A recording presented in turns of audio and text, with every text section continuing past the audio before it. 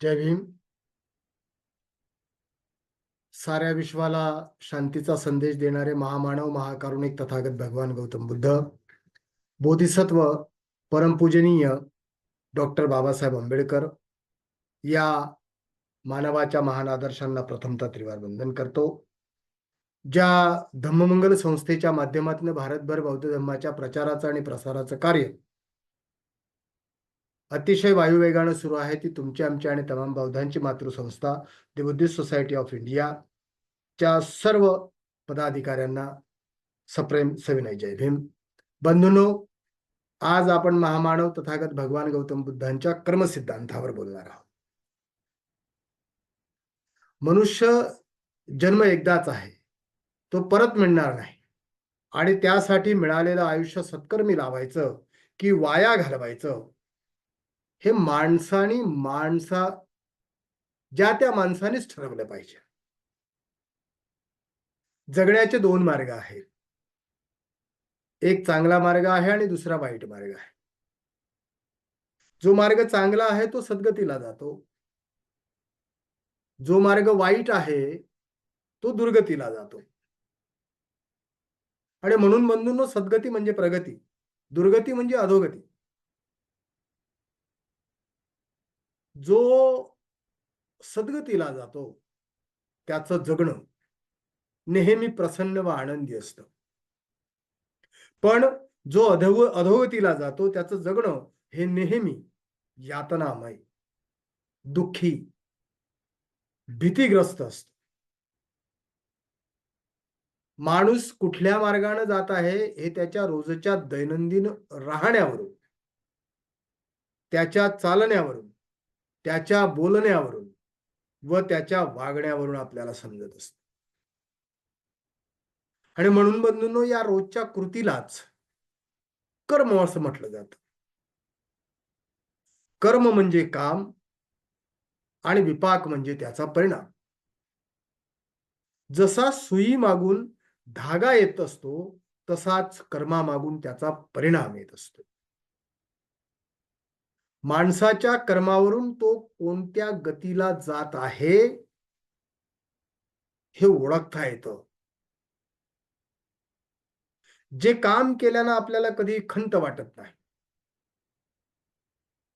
यत्किंचितही पश्चाताप होत नाही,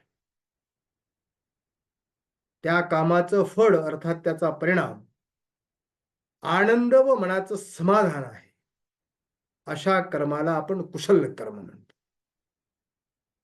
इतरांना आपल्यापासून त्रास होऊ नये, उलट आपल्यापासून दुसऱ्याचा फायदा व्हावा, अशा प्रकारचं जे जे कर्म असेल त्या कर्माला कुशल कर्म म्हणतात. उदाहरण द्यायचं झालं तर, अपघातामध्ये जबर जखमी झालेल्या माणसाला तातडीनं डॉक्टरकडे घेऊन गेलात आणि या सगळ्या प्रक्रियेमध्ये जर त्याचा जीव वाचला तर तो माणूस जीवनभर त्या जीवनदात्याला विसरणार नाही. त्याच्या वाचण्यामुळे वाचविणाऱ्याला मानसिक समाधान मिळेल आणि खूप शांत व सुखाची झोप लागेल. पण ज्या कामामुळे इतरांची फसवणूक होते, ज्या कामामुळे इतरांची छळवणूक होते, ज्या कामामुळे इतरांची पिळवणूक होते, त्यांचं नुकसान होतं, अशा साऱ्या कर्मांना अकुशल कर्म म्हणजे वाईट काम म्हणतात. उदाहरणच जर द्यायचं झालं तर, एखाद्या माणसाने दुसऱ्या माणसाचं अपहरण केलं, त्याला छळलं, त्याला त्रास दिला, तर अशा कर्माला अकुशल कर्म म्हणतात. आणि बंधूंनो, जसा लोखंडावर चढलेला गंज लोखंडाला नष्ट करतो, तसंच हे अकुशल कर्म त्या अकुशल कर्त्याला संपवित असतं.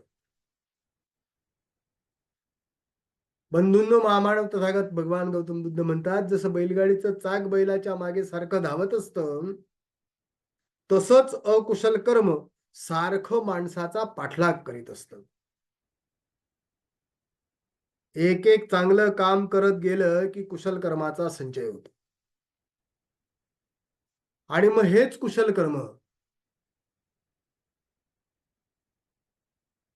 मित्र म्हणून माणसाच्या नेहमी सोबतीला असतं. त्याला येणाऱ्या संकटातून वाचवत असतो. एखादं घर जळत असेल तर मदत करणारे सामानाऐवजी प्रथम घरातील लोकांना आगीतून वाचवत असतात. यालाच तर कुशल कर्म म्हणतात.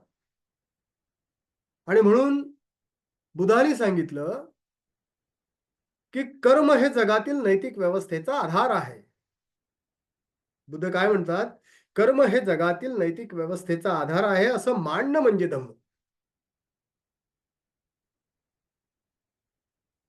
बुद्ध त्याबरोबरीने बुद्ध असंही म्हणतात की कुठलीही शक्ती, अद्भुत शक्ती ही नैतिक व्यवस्था सांभाळत नसून या संपूर्ण याला सांभाळण्याचं काम हा कर्म नियम करीत असतो किंवा कम्म नियम करीत असतो. धम्मात नीतीला मुख्य स्थान देऊन कुशल कर्मानेच ही कामं करणं शक्य आहेत. हे बुद्धांनी जगाला दाखवून दिलं. पण बंधूंनो, हे सारं सारं कुणावर अवलंबून आहे? तर ते माणसावर अवलंबून आहे. कारण समाजात ज्या नैतिक किंवा अनैतिक घडामोडी होतात त्या फक्त माणसंच करत असतात. आणि म्हणून सर्व चांगल्या किंवा वाईट संस्काराचं केंद्र हे मन आहे. जे मनात येतं तेच माणूस बोलत असतो. माणसाचे सर्व व्यवहार हे त्याच्या मनातूनच होत असतात. जसा भाव तशाच भावना तयार होत राहतात. एखादं व्यसन करायचं मनात आणलं तर माणूस व्यसनी होईल. समजा ते नाहीच करायचं असं मनात आणलं तर तो निर्व्यसनी होईल. आणि मग हाच तो भाव सृष्टीचा बीजनियम म्हणजे कम्म नियम, कर्म नियम म्हणून ठरतो. स्वतःच कर्म माणूस स्वतःच निर्माण करीत असतो. म्हणून मन धावतो तिथं माणूस धावत असतो. मन घडतं तसाच माणूस घडत जातो. मनावर वाईट विचारांचे पटल येत असतील तर त्याच्या प्रतिक्रिया 100% वाईट उमटतील. या साऱ्या क्रिया कायिक, वाचिक आणि मानसिक असतात. आणि म्हणून यांच्याद्वारे जी मनाची स्थिती असेल त्यानुसार त्याच्या प्रतिक्रिया उमटत राहतात. त्याप्रमाणे त्याचे व्यवहार होत राहतात. जर आपल्या मनावर द्वेषाचा, मत्सराचा प्रभाव असेल तर त्यातून बाहेर पडणारं काय असेल? तो द्वेषच असेल. मन प्रेमानं, करुणेनं पुरेपूर भरलेलं असेल तर आपल्या व्यवहारातून प्रेम आणि करुणाच व्यक्त होईल. आणि म्हणून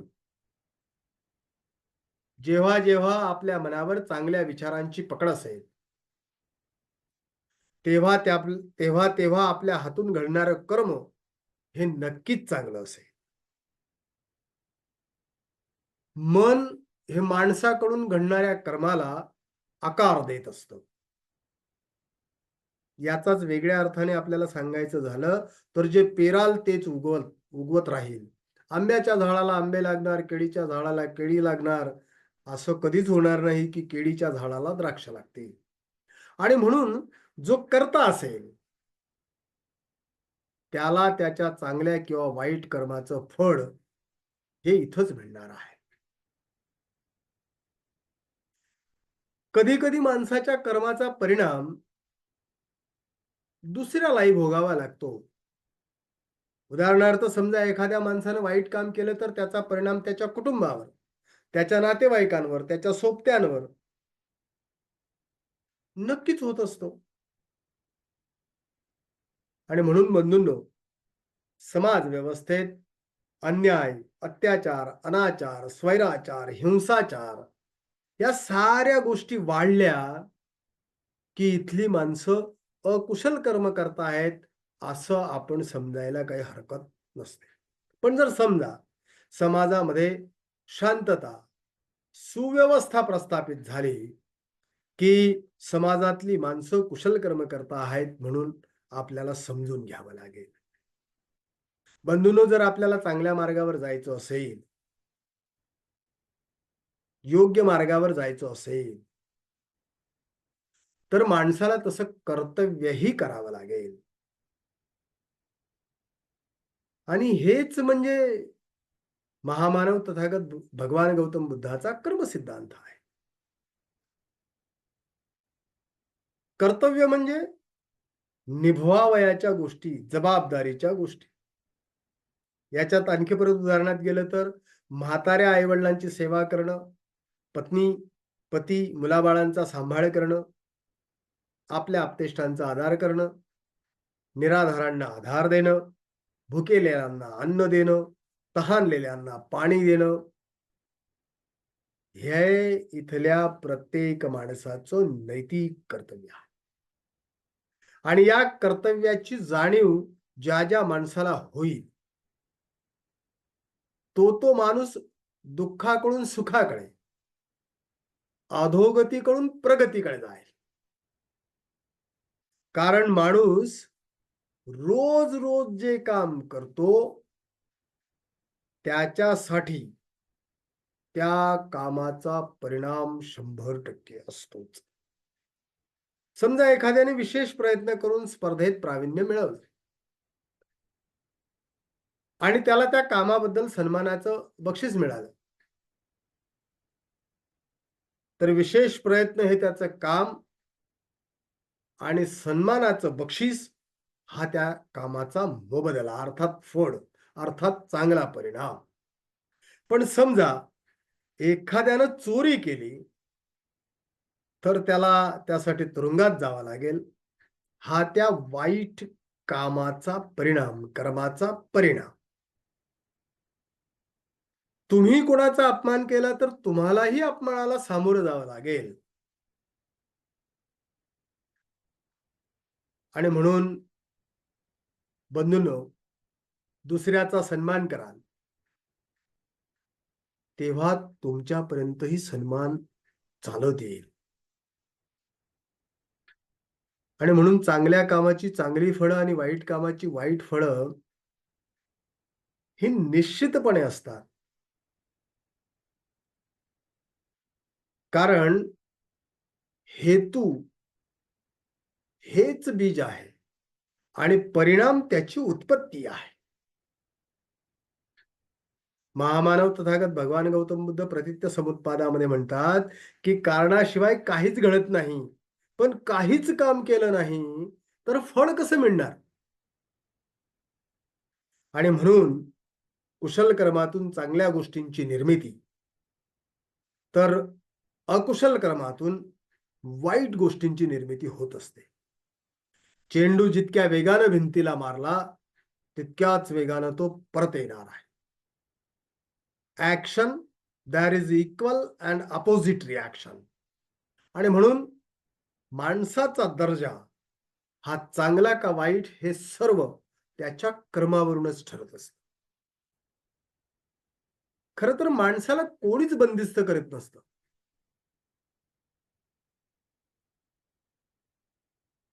माणूसच आपल्या कर्मानं स्वतःला बंदिस्त करून घेत असतो. मनुष्य बुद्धिवादी, स्वतंत्र, भ्रामक समजुतींचा नायनाट करणारा असेल, तर तो बंदिस्त कसा होईल? मित्रो, या सगळ्या बाबींची चर्चा करताना आपण कर्माच्या 2 प्रकारांची चर्चा केली. एक कुशल कर्म, दुसरं अकुशल कर्म. ही दोन्ही कुशल आणि अकुशल कर्म काया, वाचा आणि मनाद्वारे होतात.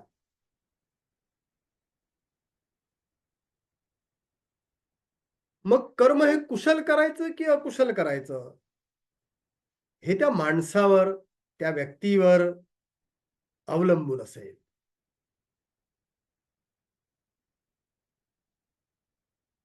आपण कायेनं केलं जाणारं कुशल कर्म कोणतं आहे याची उदाहरणं बघायला गेलो तर कोणाला मदत करणं, एखाद्याच्या सुखदुःखात सामील होणं, धम्माचरण करणं, हे कायाने केले जाणारी कुशल कर्म आहे.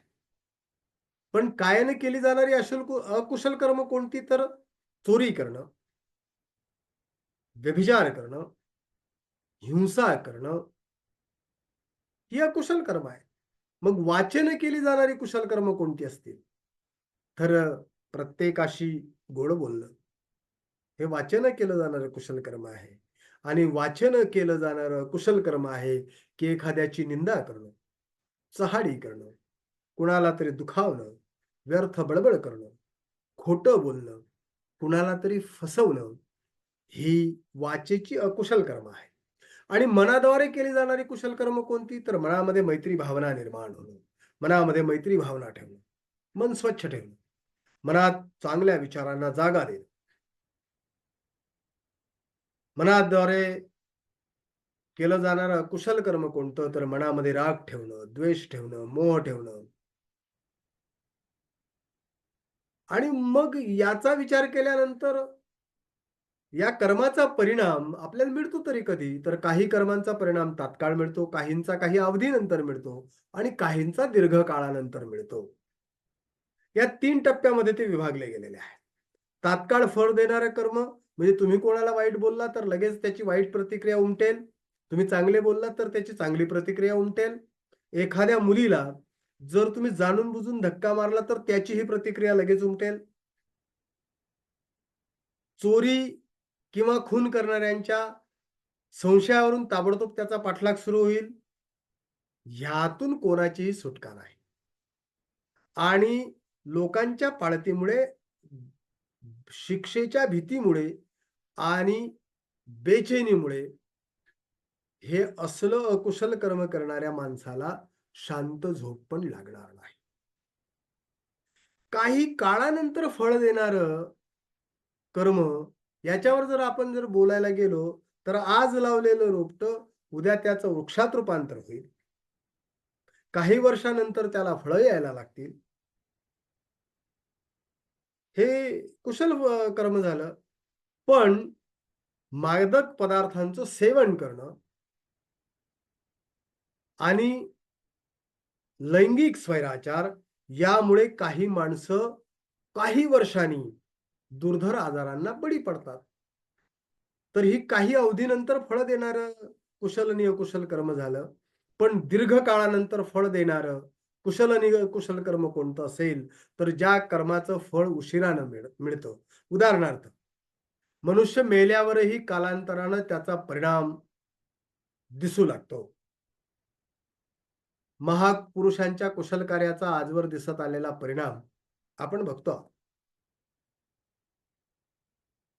आणि याच बरोबरीनं काही माणसांच्या अकुशल कर्मांचा परिणाम त्यांच्या मृत्यूनंतर सुद्धा आपल्याला दिसायला लागतो.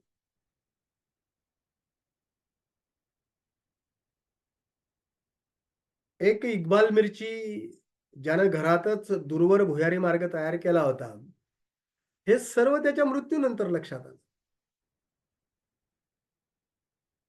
तर अशा काही गोष्टी, अशा ही 3 प्रकारची कर्म आहेत. मग माणसाला चांगल्या कर्माची प्रेरणा मिळते कुठून? तर माणसाला चांगल्या कर्माची प्रेरणा मिळते बुद्धाच्या तत्वात. कुशल कर्माची अनुभूती कधी यायला लागते? जर तुम्ही धम्माचरण करत असाल, जर तुम्ही धम्मदान करत असाल, दुसऱ्याला मदत करत असाल, दुसऱ्याच्या सुखदुःखामध्ये सहभागी होत असाल, तुमच्यामध्ये मैत्री भावना वाढीस लागत असेल, तर याच्यातून तुम्हाला कुशल कर्म होत असल्याची अनुभूती नक्कीच व्हायला लागते. आणि म्हणूनच बंधूंनो, बुद्धांनी सांगितलेल्या कर्मसिद्धांतानेच जीवनात कसं जगायचं व कसं वागायचं याचं भान येतं. माणूस जीवनभर काही कष्ट न करता इतरांवर अवलंबून राहिला तर त्याची प्रगती कशी होणार? माणसाच्या कर्मावरच त्याचं सुख व दुःख अवलंबून असतं. एखादं बीज सडकं किंवा खराब असेल तर त्याच्यापासून निपजलेलं बीज सुद्धा निकृष्ट दर्जाचं असणार आहे. आणि तेच बीज जर चांगलं निरोगी असेल तर त्याची फळं सुद्धा उत्तम दर्जाची येणार असतील. बंधूंनो, खूप लांबचा विचार करण्याची आवश्यकता नाही. काल परवापर्यंत नैसर्गिक फळभाज्यांचा सात्विक आहार मिळायचा. त्यामुळे माणसं निरोगी, स्वच्छंदी, आनंदी दिसायची आणि दीर्घ आयुष्य पण जगायची. पण आज माणसानं स्वतःच्या स्वार्थासाठी वाट्टेल तो मार्ग पत्करला आणि वाट्टेल तो मार्ग पत्करल्यामुळे काय केलं मानवानं? या मनुष्य प्राण्याने केलं काय? कच्च्या फळांना रासायनिक प्रक्रियेनं तो पिकवू लागला. रासायनिक खतांनी जमिनीचा दर्जा घसरवू लागला. फळभाज्या हिरव्या व ताज्या दिसण्यासाठी रासायनिक फवारे मारू लागले. आणि या सर्व विषारी औषधांनी अन्नधान्य नासवायला लागला. त्यामुळे माणूसच माणसाला रोगी आणि विषारी बनवत चालला आहे. त्याची प्रतिकार शक्ती दिवसेंदिवस नष्ट करीत चालला आहे. माणसाच्या रक्तात नसात आता विष पसरल्यामुळे माणूस माणुसकी सोडून हैवानासारखा वागतो आहे. त्याची बुद्धी भ्रष्ट होत चालली आहे. तो नको नको ते करायला लागलाय आणि क्षुल्लक कारणासाठी आज माणूसच माणसाचा जीव घेऊ लागलाय. ज्याप्रमाणे बीजापासून रोपटं तयार होतं, त्याला फुलं फळं येतात, त्या फळांमध्ये पुन्हा बीज तयार होतं. हे निश्चित आहे. या चक्राला बौद्ध परिभाषेमध्ये व्यवस्थेचा नियम म्हणतात. जसा उन्हाळ्यानंतर पावसाळा आणि पावसाळ्यानंतर हिवाळा येणं हे निश्चित असतं. जसं दिवसा मागून रात्र येणं, रात्री मागून दिवस येणं हेही निश्चित असतं. अगदी त्याचप्रमाणे कर्माच्या नियमाचा परिणाम हा निश्चित असतो. कुशल कर्मानंच शिस्त पालन, शांतता, सुव्यवस्था प्रस्थापित करता येते आणि असा सिद्धांत नेहमी माणसाला जागृत राहायला शिकवतो. जोपर्यंत बुद्धांच्या या कर्मसिद्धांताचं पालन होणार नाही तोपर्यंत मानवी जीवन समृद्ध होणार नाही, इतकंच या निमित्तानं सांगावंसं वाटतं. बंधूंनो, वर्षावासाचा अतिशय पवित्र काळ आहे. या काळामध्ये आपण धम्माचरण करा. धम्माचं चिंतन, मनन, वाचन आणि धम्म इतरांना सांगण्याचा प्रयत्न करा. हेच या काळातलं कुशल कर्म असेल. आपल्या सर्वांना वर्षावासाच्या निमित्तानं अतिशय खूप खूप मंगल कामना या ठिकाणी देतो. या ठिकाणी थांबतो. जय भीम, जय बुद्ध, जय भारत. धन्यवाद.